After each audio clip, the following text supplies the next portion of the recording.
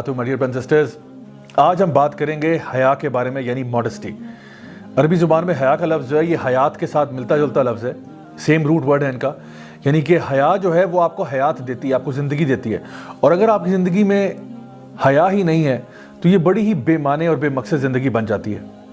نبی کریم صلی اللہ علیہ وسلم کی ایک حدیث ہے جہاں پہ آپ نے ارشاد فرمایا کہ اِنَّ لِكُلِّ دِينٍ خُلُقٍ وَخُلُقُ الْإِسْلَامِ الْحَيَا، کہ یقیناً ہر دین کا، ہر مذہب کا ایک بنیادی کیریکٹرسٹک ہوتا ہے، اور جو اسلام کا بنیادی کیریکٹرسٹک ہے، جو اسلام کا اصل مزاج ہے، وہ حیا ہے. ایک اور حدیث میں آپ نے یہ بات ارشاد فرمائی کہ اگر تمہارا حیا چلی جائے تو ایمان بھی چلا جاتا ہے. یعنی دونوں بالکل ساتھ ساتھ ہیں. اگر حیا چلی جائے تو ایمان چلا جاتا ہے، اور اگر ایمان چلا جائے تو حیا بھی چلی جاتی ہے. اللہ سبحانہ تعالیٰ نے قرآن مجید میں سورہ نور میں مردوں کو بھی اور عورتوں کو دونوں کو حکم دیا کہ وہ اپنی نظروں کو نیچے رکھیں اور اپنی شرمگاہ کی حفاظت کریں. یعنی ہمارا دین جو ہے کانسٹنٹلی اس بات کو پروپیگیٹ کرتا ہے کہ انسان کے اندر شرم و حیا ہونی چاہیے.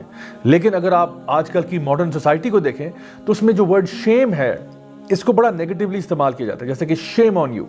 حالانکہ شیم جو تھا وہ انسان کو ہونا چاہیے تھا کہ معاشرے سے، اللہ تعالیٰ سے اور اپنے آپ کو خود حفاظت کرنا، بہت ساری ڈیفرنٹ چیزوں سے اپنے آپ کو محفوظ رکھنا، اپنی شرم کا خیال رکھ کے. نبی کریم صلی اللہ علیہ وسلم نے ہمیں بار بار اسی چیز کی تعلیم بھی دی. لیکن بہرحال آج کل کا جو میڈیا ہے وہ اس بات پر تلا ہوا ہے کہ عورتوں کو ایکسپوز کرنا.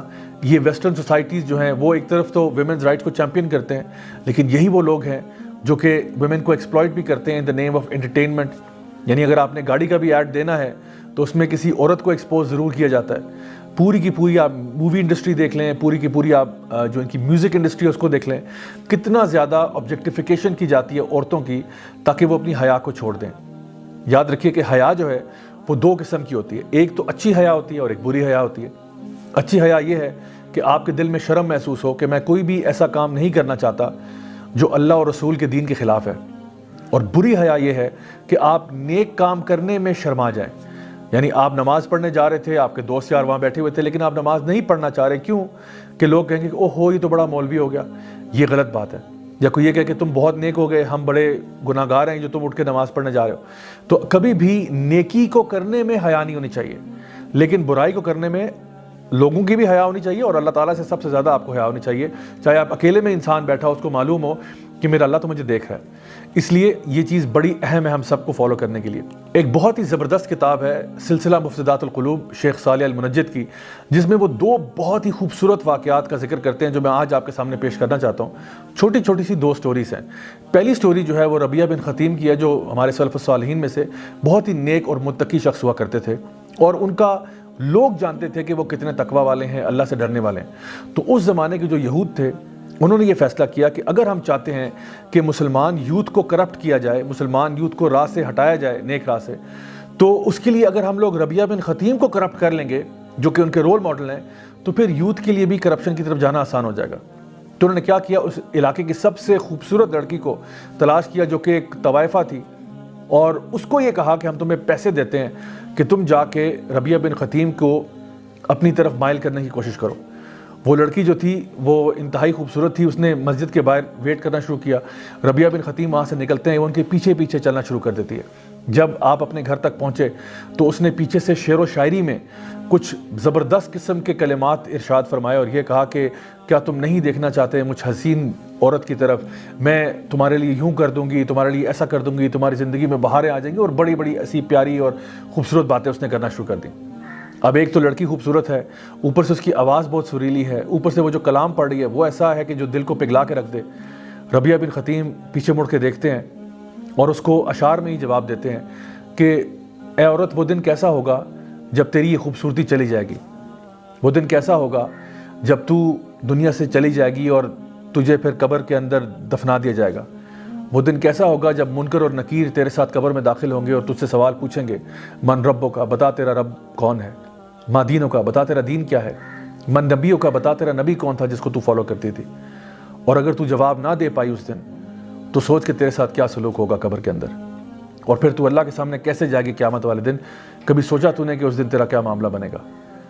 وہ عورت اتنی خوفزدہ ہوئی اس پوری بات کو سن کے کہ وہ وہاں سے بھاگ گئی. ربیعہ بن خطیم وہ تھے جو کسی حال میں بھی اپنی حیا کا سودا نہیں کر سکتے تھے. ایک اور شخص ابو بکر المسکی کا واقعہ بھی شیخ صالح المنجد اپنی کتاب میں ذکر کرتے ہیں، جو ہمارے سلف صالحین میں بہت ہی نیک اور اخلاص والے، اللہ سے ڈرنے والے شخص ہوا کرتے تھے۔ ابو بکر المسکی خود بتاتے ہیں کہ میں جب تقریباً 16-17 سال کا تھا تو میری ایک کزن ہوا کرتی تھی جو کہ بہت خوبصورت تھی اور میں اس میں انٹرسٹڈ بھی تھا۔ عمر میں وہ ان سے بڑی تھی، لیکن کہتے ہیں کہ میں اس میں انٹرسٹڈ تھا اور وہ کنفرم میرے میں انٹرسٹڈ تھی، کیونکہ اس نے باتوں باتوں میں یہ بات کا اظہار بھی کیا ہوا تھا۔ لیکن ابو بکر المسکی نے کبھی اس بات کا اظہار اس کے سامنے نہیں کیا تھا۔ تو کہتے ہیں ایک دن کیا ہوا کہ اس نے مجھے انویٹیشن بھیجا کہ جی ہمارے گھر پہ ایک دعوت ہے، سارے فیملی ممبرس کو بلایا ہوا ہے، تو آپ بھی تشریف لے آئیں۔ تو ابو بکر المسکی نے کہا کہ ٹھیک ہے جی، میں بھی وہاں پہ چلا گیا۔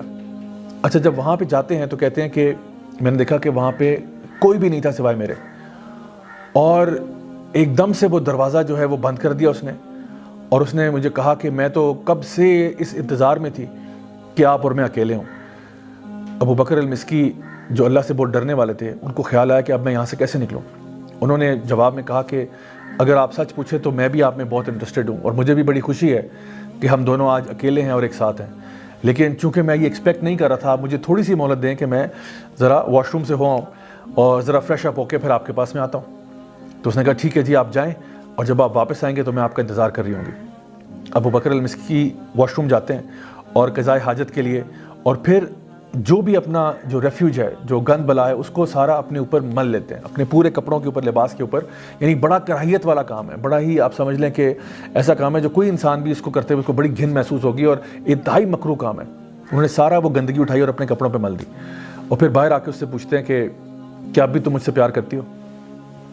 وہ عورت سخت خفا ہوئی اور اس نے غصے سے ان کو کہا کہ اب آپ میرے گھر سے نکل جائیں، میں نے اتنی محنت کی، اپنے گھر والوں کو نکالا، جو بھی سرونٹس ہیں، گھر کے ملازمین ہیں، ان کو بھیجا، اور آپ میرے ساتھ یہ سلوک کرتے ہیں۔ ابو بکر المسکی نے جلدی سے دروازہ کھولا اور وہاں سے نکلے اور دوڑتے دوڑتے اپنے گھر واپس چلے گئے۔ کہتے ہیں کہ میں نے اپنا لباس چینج کیا، غسل کیا، وضو کیا، اس کے بعد میں نے نماز پڑھی، اللہ تعالیٰ کے آگے گڑ گڑا کے دعائیں کی اور معافی مانگی کہ اللہ مجھ سے غلطی ہو گئی۔